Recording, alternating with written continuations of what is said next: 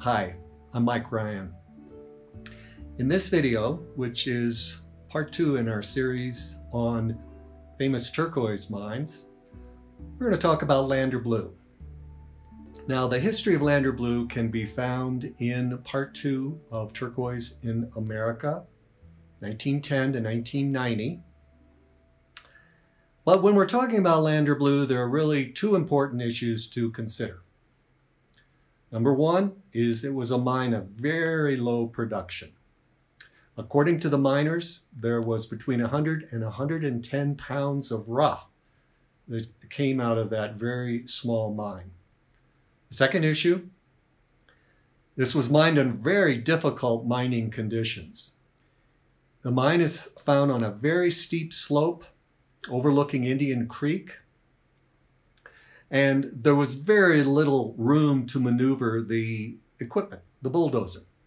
And it's a testament to the skill of the bulldozer operator, Bob Johnson, that they were even able to mine this with any equipment.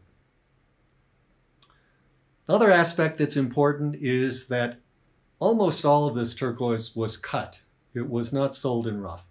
According to Dixie Johnson, there was one piece of rough. I can't even imagine this. It was a nugget, she said, about the size of a baseball. And that was sold. And I think at that time it was sold, I think she said $5,000, which is just amazing. Of course, now it would probably be worth $60,000 or more, I would think. But the cutters, who were Buck and Joe Edgar, were extremely skilled cutters.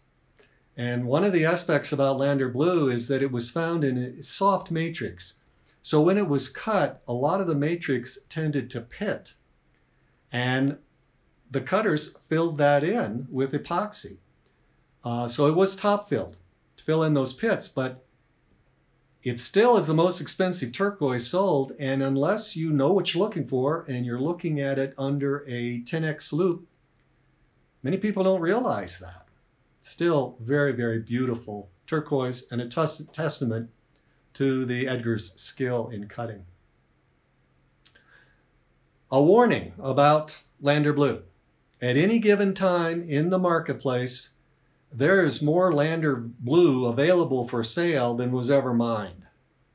And that's to be expected, because when you have turquoise at this price, there's always a tendency for unscrupulous sales people to call another turquoise Lander Blue in order to increase that price.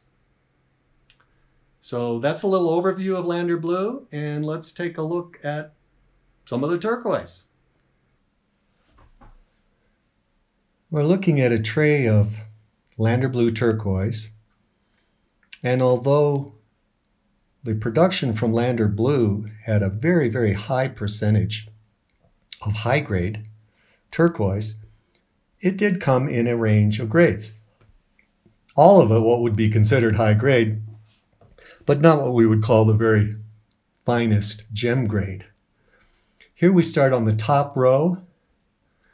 We see some of the lighter blue doesn't have the sort of micro point turquoise formation that we're going to see in some of the other grades. And as we go across this top line, you can see a little bit, it's kind of hard to show up here, different grades of turquoise.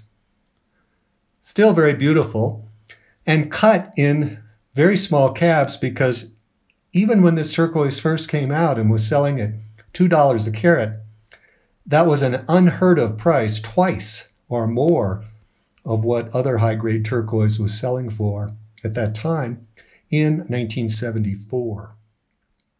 As we start going down here, we start moving on into higher grades. Now this turquoise that is here in this circle all came out of one squash blossom necklace, because the real challenge with Lander Blue is provenance and determining the attribution of ownership, which we have spoken about in an article on the blog. And so you want to know where the turquoise came from, who owned it, in order to really know, is this really Lander blue? So we have good provenance on the squash blossom. This came from a very well-respected dealer, Indian arts dealer out of Tucson and Santa Fe, whose name everyone would recognize. And then we have down here at the bottom there, that was a piece that was bought from one of Dick Edgar's sons, who bought this from his uncle. So again, with the close connection of the Edgars to the Lander Blue mine, we are confident in the provenance of that turquoise. Now, one of the challenges that I mentioned previously is trying to make sure that what you're getting is truly Lander Blue, because here we see in this tray, this is all Chinese turquoise from Hubei province.